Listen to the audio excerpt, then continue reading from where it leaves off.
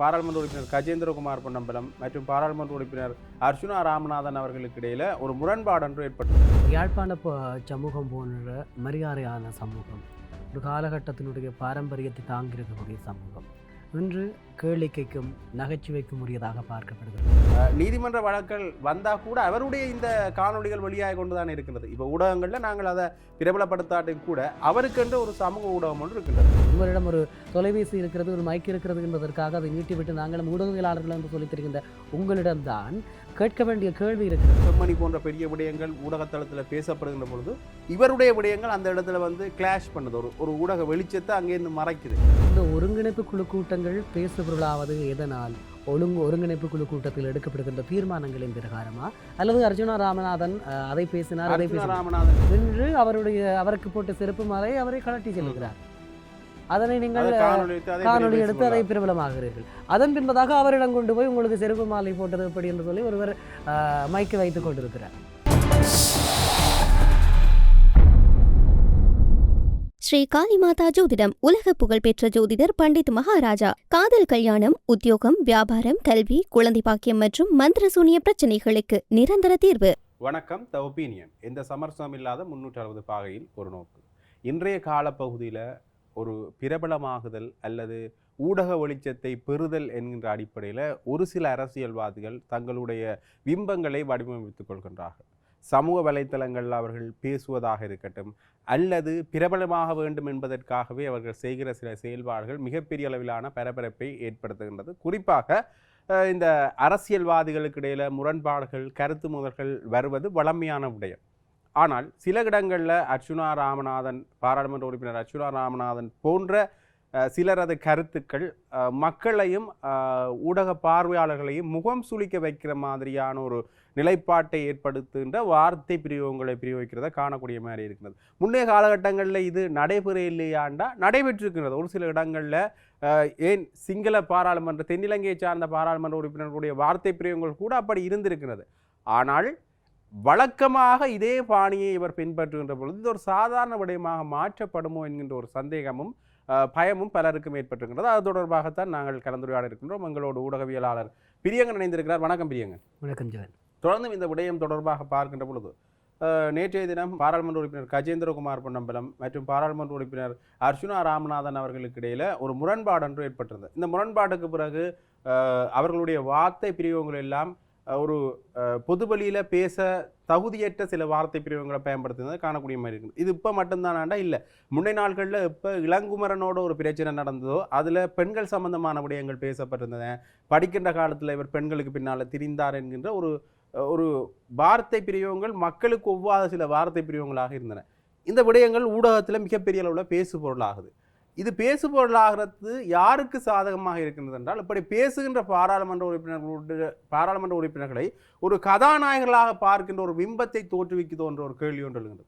இது தொடர்பாக உங்களுடைய கருத்து நிலைப்பாடு எப்படி இருக்கின்றது? உண்மையில் சமூகம் என்பது கட்டமைக்கப்பட்ட ஒன்றாக இருக்க வேண்டும். யாழ்ப்பாண சமூகம் போன்ற மரியாதையான சமூகம், ஒரு காலகட்டத்தினுடைய பாரம்பரியத்தை தாங்கியிருக்கக்கூடிய சமூகம் இன்று கேளிக்கைக்கும் நகைச்சுவைக்கும் உரியதாக பார்க்கப்படுகிறது. உண்மையில் இதுவரைக்கும் தமிழ் மக்கள் சார்பான பாராளுமன்ற உறுப்பினர்கள் எப்படியானவர்கள் என்று சொல்லியும் அவர்களுக்கு இருந்திருக்கக்கூடிய பிம்பமும் இப்போது இருக்கக்கூடிய தமிழ் நாடாளுமன்ற உறுப்பினர்களுடைய பிம்பத்தை எப்படி மாற்றுகிறார்கள் என்பதற்கும் மிகச்சிறந்த உதாரணமாக இந்த நாடாளுமன்ற உறுப்பினர் இருக்கிறார். உண்மையில் இந்த விவகாரத்தை காவிக்கொண்டு திரியக்கூடிய ஊடகங்களிடம்தான் கேட்க வேண்டிய கேள்வி, உங்களுடைய ஊடக அறம் என்ன? நீங்கள் ஏன் இப்படியான சமூக பிறழ்வான நபர்களை அல்லது சமூக பிறழ்வான வார்த்தைகளுக்கு ஊடக வெளிச்சம் கொடுக்கிறீர்கள்? ஊடகம் என்பது எதை வேண்டுமானாலும் ஒலிபரப்பி அதன் மூலமாக நீங்கள் பிரபலம் அடைவது அல்லது உங்களுடைய காணொலிகளை அதிக அளவில் பகிரச் செய்வது அல்லது வருமானம் ஈட்டுவது தான் ஊடகத்தினுடைய கடமையா? ஊடகம் என்பது ஈழத்தமிழர் சமூகத்தை பொறுத்த வரைக்கும் ஊடகவியலாளர்கள் தங்களுடைய உயிர்களை விலையாக கொடுத்தவர்கள். அப்படிப்பட்ட உன்னதமான ஊடகத்துறையின் மேலிருந்து இப்போது நீங்கள் வெறுமனே விளம்பரத்திற்காகவும் பகிரப்படுவதற்காகவும் வருமானத்திற்காகவும் ஊடகத்தை பகடையாடுகிறீர்களா என்ற ஒரு கேள்வி இருக்கிறது. உண்மையில் ஒருவர் இப்படியானவர் என்று தெரிந்தால் அவரை தவிர்த்துவிட்டு நகர்வது. உங்களுக்கு தெரியும், ஜெகன் இப்படி என்று சொன்னால் ஜெகனுக்கான ஊடக வெளிச்சத்தை வழங்குவதை தவிர்த்து நாங்கள் இன்னும் ஒரு மிக முக்கியமான செய்திக்கான முக்கியத்துவத்தை வழங்குவோமாக இருந்தால் அந்த செய்தி பேசப்படும். இவர் தானாக பேசப்படாமல் போவார். ஊடகங்கள் வெளிச்சம் கொடுக்கப்படாத வரை இப்படியான பிறழ்வான நபர்கள் இருக்க முடியாது. ஒருவர் எப்படி சமூகத்தில் நடந்து கொள்ள வேண்டும் என்பதனை சின்ன பிள்ளையிலிருந்து அம்மா அப்பா சொல்லிக் கொடுக்கிறார்கள், பள்ளிக்கூடத்தில் ஆசிரியர் சொல்லிக் கொடுக்கிறார்கள். இவரை அம்மா அப்பாவும் சொல்லிக் கொடுக்கவில்லை, பள்ளிக்கூடத்திலே கற்பித்த ஆசிரியரும் சொல்லிக் கொடுக்கவில்லை என்று சொல்லலாம். இன்றைக்கு நேற்றில் ஒவ்வொரு தடவையும் இவர் இதே மாதிரியாக இடம்பெறுகிறார். மலையக மக்கள் தொடர்பாக பேசினார், பெண்கள் தொடர்பாக பேசினார், கிளிநொச்சியில் இருக்கக்கூடிய ஒரு பெண் தொடர்பாக, சக நாடாளுமன்ற உறுப்பினர் இளங்குமரன் தொடர்பாக பேசினார், கயேந்திரகுமார் பொன்னம்பலம் அவர்கள் தொடர்பாக பேசினார், சாதிய ரீதியாக கருத்துக்களை பேசினார். இவை எல்லாவற்றையும் பேசிவிட்டு தன்னை ஒரு புனிதராக அவர் காட்ட அவரை கொண்டாடி திரிகின்ற ஒரு சமூகம் இருக்கிறது என்று சொன்னார். இந்த சமூகத்தினுடைய பிரஜை என்ன, இந்த சமூகத்தினுடைய ஆரோக்கியமான சிந்தனை அங்கே இருக்கிறது. ஆனால் பொது வழிகளில் பேசுகின்ற பொழுது தவிர்க்க முடியாத ஒரு சூழல். ஒருங்கிணைப்பு குழு கூட்டம் வருகின்ற பொழுது வெறுமனே அந்த கூட்டத்தில் பேசுபொருளாக இருக்கிறதே இவருடைய கதை மட்டும்தான். அப்போ அதை எப்படி ஊடகங்களில் காட்டாமல் இருக்க முடியும் என்ற ஒரு கேள்வி எழுகிறது. முன்னே காலகட்டங்களில் ஒருங்கிணைப்பு குழு கூட்டங்கள் பேசுபொருளாகிறதே இல்லை. ஆனால் ஒருங்கிணைப்பு குழு கூட்டங்களில் தான் மிக பிரதானமான முடிவுகள் எடுக்கப்படுகின்றன. மிக பிரதான முடிவுகள் மழுங்கடிக்கப்படுறது ஒருங்கிணைப்பு குழு கூட்டங்கள். இந்த ஒருங்கிணைப்பு குழு கூட்டங்கள் பேசுபொருளாவது எதனால்? ஒருங்கிணைப்பு குழு கூட்டத்தில் எடுக்கப்படுகின்ற தீர்மானங்களின் பிரகாரமா, அல்லது அர்ஜுனா ராமநாதன் அதை பேசினார், ராமநாதன் பேசுகிற அடிப்படை அப்படியாக இருந்தால் இது ஏன் பிரபலமாக்கப்பட்ட ஒருங்கிணைப்பு குழு கூட்டங்களே காட்சிப்படுத்த இவ்வளவு காலமும் ஒருங்கிணைப்பு குழு கூட்டங்களில் எடுக்கப்பட்ட தீர்மானங்கள் பேசுபொருளாகவில்லை, அது காட்சிப்படுத்தப்படவில்லை. இப்போதும் எடுக்கப்படுகின்ற தீர்மானங்களோ முடிவுகளோ பேசுபொருளாக மாறுவதில்லை. வெறுமனை இவர் அநாகரிகமாக நடந்து கொள்கின்றார். இன்றைய நாள் யாழ்ப்பாணம் நீதவான் நீதிமன்றம் இவருக்கு ஒரு தடை விதித்திருக்கிறது. ஒரு பெண் வைத்திய தொடர்பாக ஆதாரமற்ற அவதூறுகளை பரப்பிக் கொண்டிருக்கிறார். அது தொடர்பான காணொலிகள் அனைத்தும் அளிக்கப்பட வேண்டும். இனிமேல் ஆதாரம் இல்லாமல் இப்படியான கருத்துக்களை பேச முடியாது. ஒரு பெண்ணினுடைய தனிப்பட்ட சுதந்திரத்தை மீறுகின்ற வகையில் கருத்து சொல்லக்கூடாது. இன்டர்நெட்டில் வைத்தியர் சத்தியமூர்த்தியின் விடயத்தில் கூட அவருக்கு நீதிமன்றம் ஒரு கட்டளையை பிறப்பித்திருந்தது. அதற்கு பிறகும் கூட அவர் வேறொரு நபர் சார்ந்த விடயங்களை வைத்திய சத்தியமூர்த்தியில பேரை பயன்படுத்தாவிட்டாலும் கூட வேறு வகையில் அவர் விமர்சிச்சிருந்தார். அது மட்டும் இல்லாமல் வேறு நபர்களை விமர்சிச்சிருந்தார். நீதிமன்ற வழக்கல் வந்தால் கூட அவருடைய இந்த காணொலிகள் வழியாக கொண்டு தானே இருக்கின்றது. இப்போ ஊடகங்களில் நாங்கள் அதை பிரபலப்படுத்தாட்டும் கூட அவருக்கென்று ஒரு சமூக ஊடகம் ஒன்று இருக்கின்றது. யூடியூப் வலைத்தளத்தில் அவர் சில காணொலிகளை பதிவிடுகின்றார். அது பேசுபொருளாக அவருடைய யூடியூப்பிலே அவர் பிரபலமாகிறார். அவருடைய கருத்தை அவர் சொல்லுகிறார், சொல்லட்டும். அதற்கு நீங்களும் ஏன் பங்கு வகிக்கிறீர்கள்? நான் உங்களிடம் கேட்கக்கூடிய ஒரே ஒரு கேள்வி, உங்களுக்கான ஊடகாரம் என்ன? எதை வேண்டுமானாலும் ஊடகத்திலே பரப்ப முடியுமா? உங்களை நம்பி மக்கள் பார்த்து கொண்டிருக்கிறார்கள் என்ன? நீங்கள் மக்களுக்கு தேவையானதை கொண்டு வந்து சேர்ப்பீர்கள் என்று சொல்லி உங்களுடைய நிகழ்ச்சி நிரல் என்ன? உங்களுக்கு அந்த நாடாளுமன்ற உறுப்பினரை பிடிக்கவில்லையா? அவரை அவர் சார்பான எதிர்மறையான எண்ணங்களை கொண்டு சேர்க்கின்ற ஒரு நிகழ்ச்சி நிரலிலே ஒரு ஊடகம் பயணித்துக் கொண்டிருக்கிறது. இன்னும் ஒரு பக்கம் பார்க்கிற போது இந்த வலையொலி பதிவாளர்கள் அவர்கள் தங்களை ஊடகவியலாளர்கள் என்று நினைத்துக் கொள்கிறார்களா? நீங்கள் ஊடகவியலாளர்களாக செயற்பட வேண்டுமாக இருந்தால் முதலில் ஊடகத்திற்கான அறம் என்ன செய்தியை மக்களிடம் கொண்டு சேர்க்க வேண்டும், எப்படியான செய்தியை மக்களிடம் கொண்டு சேர்க்க வேண்டும், எப்படியான எல்லா விடயங்களையும் தெரிந்திருக்க வேண்டும். உங்களிடம் ஒரு தொலைபேசி இருக்கிறது, ஒரு மைக் இருக்கிறது என்பதற்காக அதை நீட்டிவிட்டு நாங்களும் ஊடகவியலாளர்கள் என்று சொல்லித் தருகின்ற உங்களிடம்தான் கேட்க வேண்டிய கேள்வி இருக்கிறது. நாங்கள் இந்த தார்மீகமான கேள்வியை ஏன் கேட்கிறோம் என்று சொன்னால், இந்த ஊடகத்துறைக்காக எங்களுடைய சகோதரர்களை, எங்களுடைய தோழர்களை விலையாக கொடுத்தவர்கள் நாங்கள். இலங்கையில் 35க்கும் அதிகமான தமிழ் ஊடகவியலாளர்கள் கொல்லப்பட்டிருக்கிறார்கள் இந்த ஊடகத்துறைக்காக. 42 ஊடகவியலாளர்கள் மொத்தமாக கொல்லப்பட்டிருக்கிறார்கள். இந்த ஊடகத்துறை மிகப்பெரிய விலையை கொடுத்திருக்கிறது. அதிலும் ஈழத்து தமிழ் ஊடகத்துறை என்பது மிகப்பெரிய விலையை கொடுத்திருக்கிறது. அப்படிப்பட்ட ஊடகத்துறையை களங்கத்தை கற்பித்து கொண்டு நாங்கள் ஊடகவியலாளர்கள் என்று சொல்லிக்கொண்டு கண்ட கதைகளை எல்லாம் காவித்திருக்கின்ற இந்த நிலைமை எப்போது மாறும்? உங்களுக்கு இதை விட்டால் வேறு ஊடக வெளிச்சம் கொடுக்க வழி இல்லையா? எவ்வளவு நிகழ்வுகள் நடக்கிறது, அதையெல்லாம் பிரச்சாரப்படுத்தாத நீங்கள் இவர் அப்படி செய்து விட்டார், இவர் இப்படி செய்து விட்டார் என்று அவருக்கு போட்ட செருப்பு மாலை அவரை கலட்டி செல்கிறார். அதனை நீங்கள் காணொலி எடுத்து அதை பிரபலமாகிறீர்கள். அதன் பின்பதாக அவரிடம் கொண்டு போய் உங்களுக்கு செருப்பு மாலை போட்டது எப்படி என்று சொல்லி ஒருவர் மைக்கு வைத்துக் கொண்டிருக்கிறார். கிட்டத்தட்ட இந்த விடயங்கள் எல்லாம் ஒரு நிகழ்ச்சி நிலையின் அடிப்படையில் செயல்படுத்தப்படுகின்றதோ என்ற ஒரு கேள்வி ஒன்று எழுகின்றது. ஏனென்றால் இப்படியான ஒருவர் கொண்டு வரப்படுகின்றார், அரசியல் பொது வழியில வெற்றி பெறுகின்றார், பேசுபொருளாகின்றார். ஏனைய விடயங்கள் சில இடங்களில் மழுங்கடிப்பு செய்யப்படுகின்றது. பேசுபொருளாக வேண்டிய விடயங்கள் இவருடைய சில செயல்பாடுகளால் பேசுபொருளாக இருக்கின்றது. அல்லது ஒரு பெரிய விடயம் செம்மணி போன்ற பெரிய விடயங்கள் ஊடகத்தளத்தில் பேசப்படுகின்ற பொழுது இவருடைய விடயங்கள் அந்த இடத்துல வந்து கிளாஷ் பண்ணுது, ஒரு ஊடக வெளிச்சத்தை அங்கேருந்து மறைக்குது. இது ஒரு நிகழ்ச்சி திட்டத்தின் அடிப்படையில் மேற்கொள்ளப்படுறது மாதிரியான ஒரு விடயத்தை உருவாக்குது இல்லையா? இந்த நிச்சயமாக மிக தெளிவாக நாங்கள் புரிந்து கொள்ள வேண்டும். அதாவது காலங்காலமாக தமிழ் தேசியம் பேசிய அரசியலில் இருந்து மாமனிதர் நடராஜா ரவிராஜ், மாமனிதர் ஜோசப் பெரராஜசிங்கம், இப்படி எங்களுடைய நாடாளுமன்ற உறுப்பினர்கள் கடந்த காலத்தில் இப்படி இருந்திருக்கிறார்கள். இவர்கள் ஒவ்வொருவரும் இருந்திருக்கக்கூடிய, அது குறிப்பாக சாவகச்சேரி தொகுதி மாமனிதர் நடராஜா ரவிராஜ் அவர்களுடைய தொகுதி. அவர் எப்படியாக தமிழ் சமூகத்திற்கான அரசியல் உரிமையை பேசினார். இன்று இவர் நாடாளுமன்றத்துக்கு சென்று என்ன வகையான அரசியல் உரிமையை பேசுகிறார்? இந்த ஒரு கேள்வி இருக்கிறது இல்லையா? குறிப்பாக தமிழ் மக்களிடையே பேசப்பட வேண்டிய எவ்வளவு பிரச்சனைகள் இருக்கிறது. செம்மணி இருக்கிறது, தையட்டி இருக்கிறது, குருந்தூர்மலை இருக்கிறது, வெடுக்கனாரி மலை இருக்கிறது, கன்னியா இருக்கிறது, தாந்தாமலை இருக்கிறது, மயிலத்தமடு மாதவன பிரச்சனை இருக்கிறது, அம்பாறையிலே இருக்கக்கூடிய பிரச்சனைகள் இருக்கிறது. வடக்கு கிழக்கினுடைய ஒவ்வொரு மலைகளும் ஆக்கிரமிக்கப்படுகிறது. மக்களுடைய காணிகள் தொழில் ரீதியாக ஆக்கிரமிக்கப்பட்டிருக்கிறது. இவர் என்று இப்படியாக பேசுவார். அங்கே போய் மகிந்த என்னுடைய கடவுள் என்று சொல்லுவார், நாமல் என்னுடைய தந்தை என்று சொல்லுவார். பின்பு நாடாளுமன்றத்தில் இருந்து நான் தேசிய தலைவரை பார்த்து வளர்ந்தேன் என்று சொல்வார். நீங்கள் இவர் ஒரு தன்னுடைய பிழைப்புவாத அரசியலுக்காக எதை வேண்டுமானாலும் செய்யக்கூடிய ஒருவர் தேசிய தலைவருடைய பெயரை பேசியவுடன் அதை பெருமையாக பகிர்கின்ற எங்களுடையவர்கள் முதலில் தண்டிக்கப்பட வேண்டியவர்கள். இவ்வளவு அந்த நாமலையும் மகிந்தவையும் போற்றிய வாயால் தேசிய தலைவரை பேசுகிறார் என்பது பெருமை அல்ல, அது ஒரு அவமானம். கிட்டத்தட்ட இந்த விடயங்கள் தொடர்பாக பார்க்கின்ற பொழுது இந்த இவரது ஊடக வெளிச்சம் ஒரு காலகட்டத்தில் ஊடகங்களால் மட்டும் கொண்டு வரப்பட்ட வெளிச்சம் இல்லை. சாவகச்சேரி பிரச்சனையை பிறகு இவருடைய பெயர் பேசிக்கொள்ளாகின்றது.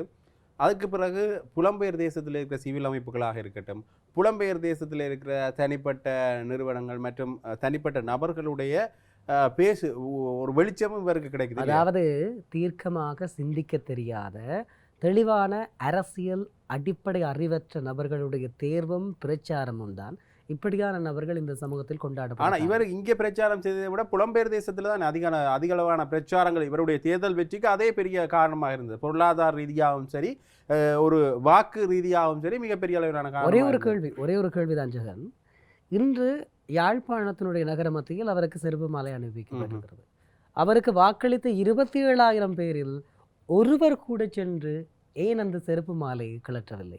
என்னுடைய நாடாளுமன்ற பிரதிநிதி, என்னுடைய மனங்கவர்ந்த ஆதர்சன நாயகன், நான் வாக்களித்த தலைவர் இவருக்கு யாரோ செருப்பு மாலை போட்டிருக்கிறார்கள் என அந்த 27,000 பேரில் ஒருவர் கூட ஏன் சென்று காணொலி எடுத்து வியூஸ் வந்தா அப்புறம் காட்டுவோம் என்று யோசிச்ச மாதிரி இல்லை இல்லையா? ஆக ஒரு பெரிய அளவிலான பேசுபொருளாவதற்காக அரசியல் மேடையை பயன்படுத்தியிருக்கிறார். ஆனால் முன்னைய காலகட்டங்களில் கூட பொதுவெளிகளில் தென்னிலங்கையில் இந்த பிரச்சனைகள் இடம்பெற்று கொண்டு தான் இருந்தன. வார்த்தை பிரிவுகளை தவறாக பயன்படுத்துவதாக இருக்கட்டும், ஏன் நாடாளுமன்றத்துக்குள்ள கத்தி கொண்டாடுறது, நாடாளுமன்றத்துக்குள்ள ஒரு பிரச்சனையை ஏற்படுத்துறதுன்ற விடயங்கள் ஒரு வழக்கமான விடயங்களாகத்தான் இருந்தன. ஆனால் அது அர்ச்சுனா ராமநாதன் செய்கின்ற பொழுது நாங்கள் பெரிய அளவில் பேசுவதற்கான காரணம் என்னவாக இருக்கின்றது? அதாவது இதுவரை காலமும் ஸ்ரீலங்காவினுடைய சிங்கள அரசு தரப்பில் இருக்கக்கூடிய ஒரு சில சண்டிய அரசியல்வாதிகள் அவர்கள் அப்படிக்காக நடந்திருக்கிறார்கள். ஆனால் இவர் எல்லா விடயங்களிலும் எல்லா இடங்களிலும் அப்படித்தான் இருக்கிறார். சரியா? இடம்பெறுகின்ற ஒவ்வொரு பிரதேச அபிவிருத்தி குழு கூட்டத்திலும் தான் கவனம் பெற வேண்டும் என்பதற்காக அருகில் இருக்கக்கூடியவரை ஏற்றுக்கொள்ள முடியாத வார்த்தைகள் எல்லாம் பேசுகிறார். சமூகத்துக்கு தேவையற்ற விடயங்களை பேசி இந்த நேரத்தை இவர்கள் கரைத்து விடுகிறார்கள். இவர் பேசுகிற போது அவதூறு அல்லது ஏற்றுக்கொள்ள முடியாத மனித சபை நாகரிகத்துக்கு அப்பாற்பட்ட வார்த்தைகளை எல்லாம் பேசுகிறார் என்கிற போது இவர் ஒரு இடத்திலே பேசியிருந்தால் அது பிரச்சனை இல்லை. இவர் போகிற இடமெல்லாம் இதுதான் பேசி கொண்டிருக்கிறார். ஆகவேதான் அந்த அறச்சீற்றத்தை நாங்கள் வெளிப்படுத்த வேண்டியது இருக்கிறது. ஊடக தரப்பு இந்த விவகாரத்தில் கவனமாக இருக்க வேண்டும். பொறுப்பு வாய்ந்தவர்கள் இவர்கள் ஏன் இந்த ஊடக வெளிச்சத்தை கொடுக்கிறார்கள் என்பதுதான் இங்கே இருக்கக்கூடிய கேள்வி. இவர்கள் தான் இலகுவாக மக்களிடம் அதிகமாக இவருடைய இந்த இப்படியான வார்த்தைகளை கொண்டு சேர்க்கிறார்கள். ஆனால் உண்மையிலேயே சாவகச்சேரி பிரச்சனையில் அவர் குரல் எழுப்புகின்ற பொழுது பெரும்பாலான ஊடகங்கள் அவருக்கு ஆதரவு தெரிவித்தது. நிச்சயமாக இந்த சாவகச்சேரி பிரச்சனை அதுதான் நான் குறிப்பிட்ட விடயம். அதாவது தீர்க்கமான தெளிவான அரசியல் அறிவு இல்லாதவர்கள் கொண்டாடிய நபர் என்பதால் தான் இவ்வளவு பிரச்சனை. சாவகச்சேரி பிரச்சனை அவர் குற்றச்சாட்டுகளை அடுக்கினார். ஏதாவது ஒரு குற்றச்சாட்டு நிரூபிக்கப்பட்டதா? ஏதாவது ஒரு குற்றச்சாட்டுக்கு தீர்வு வந்ததா, முடிவு வந்ததா என்ற இன்னொரு கேள்வி ஒன்று இருக்கின்றது இல்லையா? சாவகச்சேரியுடைய சாவகச்சேரி வைத்தியசாலையில் இருந்த ஏனைய ஒட்டுமொத்தமான அத்தனை வைத்தியர்களும் இவர் வேண்டாம் என்று சொல்லுகிற போது இந்த ஒரு மனிதன் சொன்ன வார்த்தையை கேட்டு நீங்கள் அந்த அளவுக்கு மிகப்பெரிய அளவிலே கொதித்து கொண்டிருந்தீர்கள். உங்கள் ஒவ்வொருவருடைய அரசியல் தெளிவில்லாத தன்மை, உணர்ச்சிகரப்பட்ட தன்மை, இவற்றை பயன்படுத்தி அவர் இன்று தமிழ் தேசிய அரசியலையும் தமிழர்களுடைய அரசியல் முதத்தையும் சிதைத்து ஒரு தூணிலே தொங்க விட்டிருக்கிறார் என்றுதான் சொல்லுவாங்க. இன்னொரு வகையில் பார்க்கின்ற பொழுது எல்லாருக்கும் அப்படி சிரத்தை எடுக்கின்ற அரசியல் அறிவு இருக்க வேண்டும் என்ற அவசியம் இல்லையே தானே. உதாரணமாக பிரியங்கன் அரசியல் ரீதியாக அல்லது ஊடக ரீதியாக பயணிக்கிற பொழுது பிரியனுக்கு அந்த அறிவு இருக்கலாம். நான் ஒரு சாதாரண பாவனாக இருக்கின்ற பொழுது எனக்கு அர்ச்சுனா ராமநாதனை பற்றி தனிப்பட்ட ரீதியாக ஆராய்வதற்கோ அல்லது அந்த வைத்தியசாலை விடயமாக தனிப்பட்ட ரீதியாக ஆராய்வதற்கோன அறிவு எனக்கு இருக்க வேண்டிய என்ற அவசியம் இல்லை. ஆனா நான் இப்ப போராடுகின்ற பொழுது நான் என்ன அர்ச்சுனா ராமநாதன் ஒரு கதாநாயகனை தான் பார்ப்பேன். இது வளமையான மனித இயல்பு இல்லையா? அப்ப அர்ச்சுனா ராமநாதன் போன்றவர்கள் இப்படி தவறான நிலைப்பாட்டு எடுக்கின்ற பொழுது சரியான நபர் ஒருவர் போராட்டத்தில் குதிக்கின்ற பொழுதும் மக்களுக்கு அந்த நம்பிக்கை இனம் ஏற்படுவதற்கான வாய்ப்புகள் இருக்கின்றது தானே. முதலாவது இந்த மக்கள் என்று சொல்லுகின்ற கூட்டம் இன்னொருவருடைய தலையில் ஒரு பொறுப்பை கட்டிவிட்டு நகன்று போவதை நிறுத்தி கொள்ள வேண்டும். எங்களுக்கு அந்த அரசியல் அறிவு இருக்க வேண்டிய அவசியம் இல்லை. உங்களுக்கு அந்த அரசியல் அறிவு இருக்கவில்லை தேவையில்லை என்றால் நீங்கள் அந்த மாற்றங்களை ஏற்படுத்துகின்ற பணிக்கு செல்லக்கூடாது. சரியா? உங்களுக்கு அரசியல் அறிவு இல்லை என்று சொல்லுகிறீர்கள், எங்களுக்கு தேவையில்லை என்கிறீர்கள். அப்ப ஏன் வாக்களிக்கிறீர்கள்? உங்களுக்கு அதாவது நீங்கள் எடுத்திருக்கக்கூடிய பிரயோசனமற்ற அந்த முடிவுதான் இன்று இந்த அளவுக்கு மாற்றி இருக்கிறது. இதன் பின் எல்லா மனிதர்களுக்கும் ஒரு ஆழமான அரசியல் அறிவு இருக்கான், அதை செய்ய வேண்டிய பொறுப்பு ஆழமான அறிவு தேவையில்லை.